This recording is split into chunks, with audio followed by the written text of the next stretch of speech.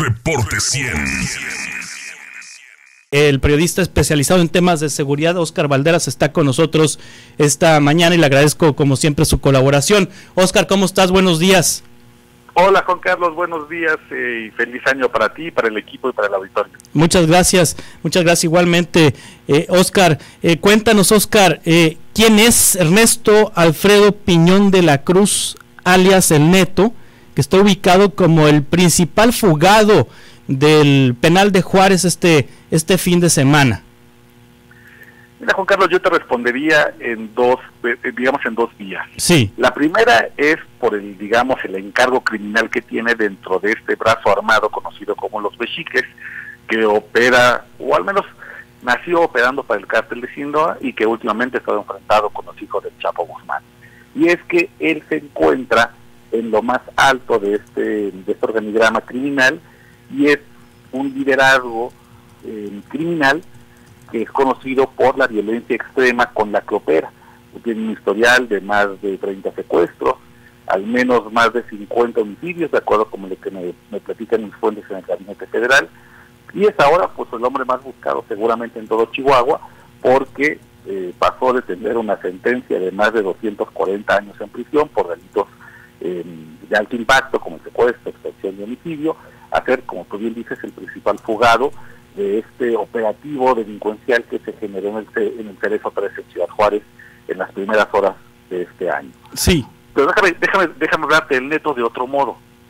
Es probablemente no solamente el generador de violencia más importante en este momento en Ciudad Juárez, que había tomado control completo de este penal para poder convertirlo en su centro de operaciones, sino que también es uno de los grandes responsables del freno económico que sufre Ciudad Juárez desde hace muchos años, porque su ambición y sus ganas de obtener dinero de manera rápida, anónima, como es el dinero en efectivo a través de la extorsión, ha impedido que muchos empresarios en Ciudad Juárez puedan prosperar y puedan desarrollar sus negocios. Es también no solamente responsable de esta violencia que se vive con asesinatos, con narcomandas, esta violencia explícita ante los ojos de los habitantes de Ciudad Juárez, sino de esta violencia también callada que hace que los negocios pierden, que los empresarios se vayan, que los empleos no lleguen, que la inversión privada y extranjera decida dar la vuelta y llevar su dinero a otras ciudades.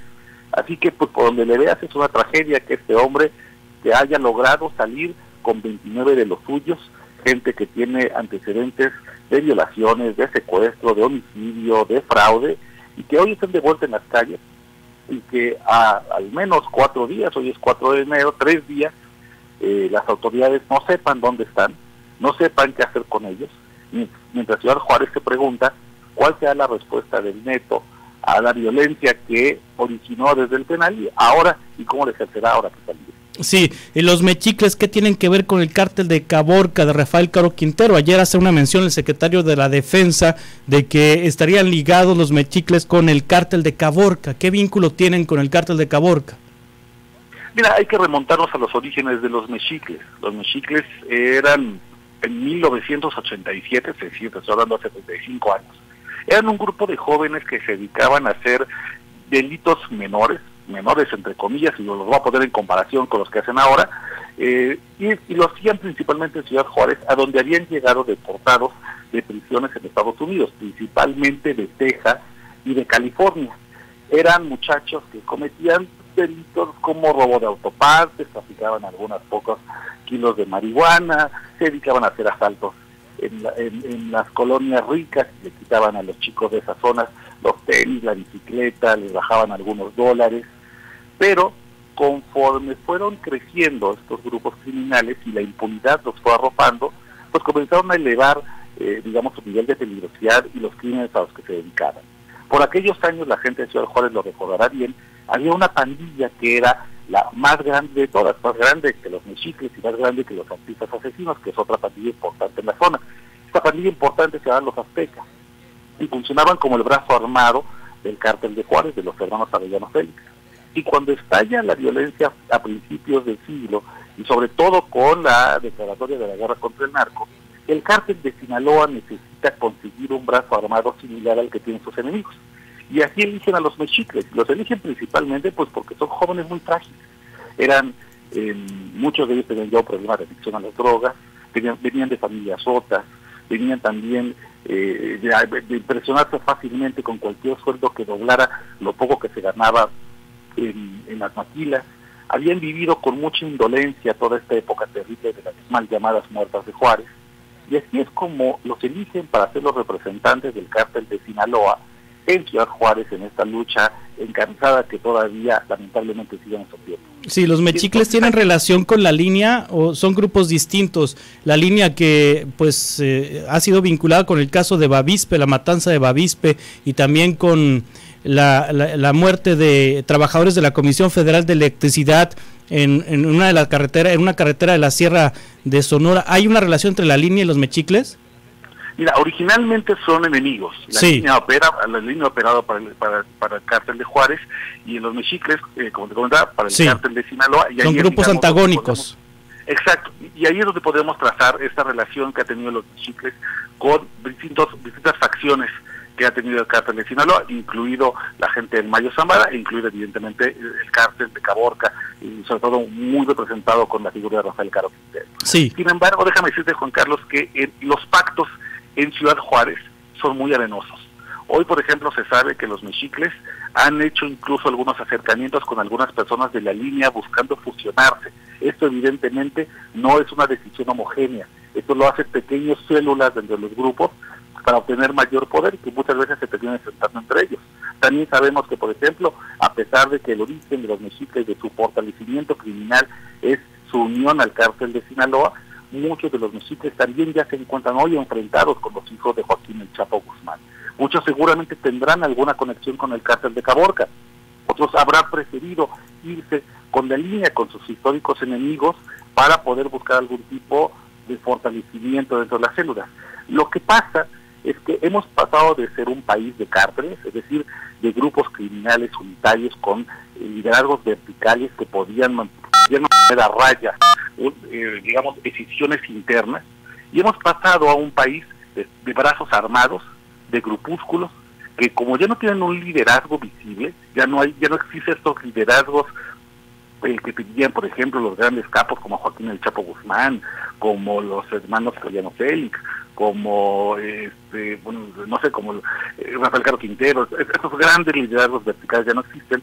Lo que tienen son células que van cambiando todo el tiempo sus lealtades para poder ir acrecentando un poder temporal, y lo hacen a través de la violencia máxima.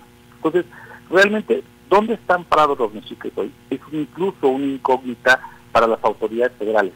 Sí. Nadie en este país, Juan Carlos, se fuga de una prisión simplemente porque les abren la puerta y se salen los que se puedan salir.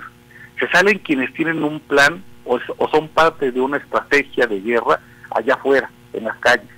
Y hoy todavía me parece que las autoridades están tratando de adivinar qué necesitaron los mexicles, qué los motivó a salir de la prisión, cuando la prisión era su centro de operaciones favorito. No solamente recibían el amorallamiento del gobierno, sino que también eran mantenidos con dinero público. Y allá dentro, en las celdas, en la estancia del Cerezo 3, donde los mexicles tenían su poder, nadie entraba, ni siquiera el director del penal.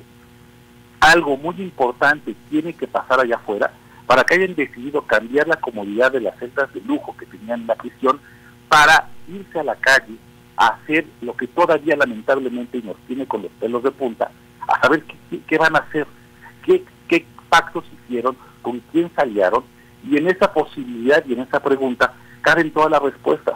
Los mexicles estaban aliados con la línea, es probable, aunque sean enemigos históricos. Los mexicles rompieron con los hijos del Chapo Guzmán, es probable, aunque hayan sido aliados históricos. Hoy la verdad es que tenemos más preguntas que respuestas, y las preguntas las tiene que hacer la ciudadanía, y las respuestas deben venir de las autoridades.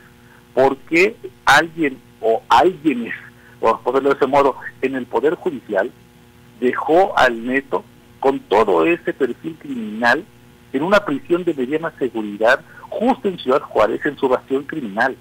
¿Por qué se retrasaron tanto los traslados de internos de altísima peligrosidad? ¿Y por qué no se empezaron a despresurizar esta cárcel? ¿Cuántas estancias de lujo existen? ¿Por qué los mexicles siguen controlando quiénes entran y quiénes salen al penal? todas esas preguntas tienen que tener una respuesta, sobre todo a la luz de que en Ciudad Juárez hay mucho nerviosismo por la fuga de esta persona. Sí, es lo que dicen las autoridades de Chihuahua, que el Poder Judicial le otorgó amparo tras amparo a este personaje para evitar su traslado, y era amparo tras amparo porque pues no sabía él en qué momento lo pudieran trasladar a un penal federal. Entonces pues amparo tras amparo, habrá que saber qué jueces otorgaron esos amparos. Sí, el Poder Judicial lamentablemente piensa que transparencia únicamente es dar a conocer la decisión que tomaron, pero hay que dar un paso más allá y exigir la rendición de cuentas, es decir, no solamente qué decisión tomaste, sino cómo llegaste a ella, que expliquen los argumentos, el por qué tomaron la decisión que tomaron. Hoy no se explica que una persona que tenga esos antecedentes haya podido triunfar en el sistema judicial cuando uno perfectamente sabe que esa cantidad de amparos y esa cantidad de documentos judiciales solamente se logra a través de dinero. Cuando este es un chico neto, y digo chico porque tiene 29 años, para que la gente que no lo sepa, no estamos hablando de un veterano del crimen, un tipo, un cuarentón, un cincuentón con décadas de experiencia.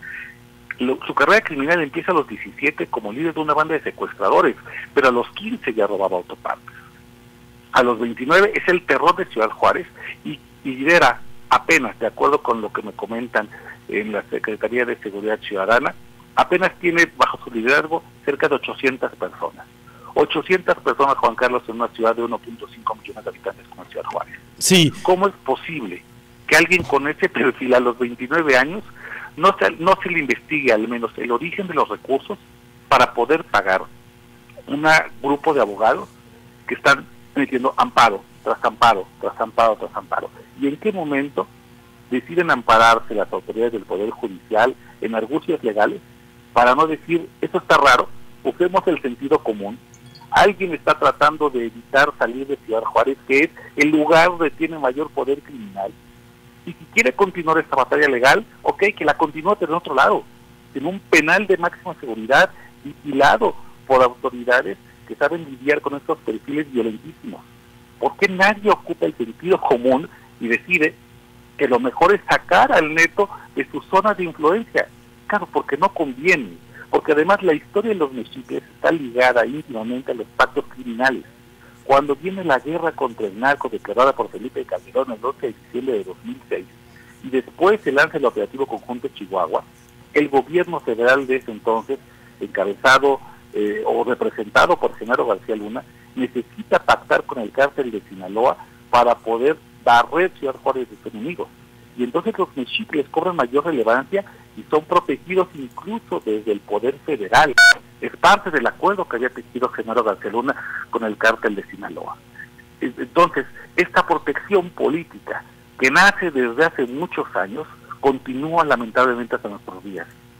Se observa en las complicidades del Poder Judicial, se observan las complicidades del Poder Ejecutivo Estatal que permite que el Cerezo 3 siga siendo un verdadero centro de operaciones del crimen organizado, y se observa lamentablemente en la base social que tiene los mexicles todavía en Ciudad Juárez, porque no es posible que a tantos días, a tantas horas de lo que sucedió, parece ser que en Ciudad Juárez nadie vio nada y nadie sabe dónde hay 30 personas que tienen antecedentes de violación, de secuestro, de extorsión, y que seguramente estarán tratando de cruzar hacia Estados Unidos para ponerse a salvo.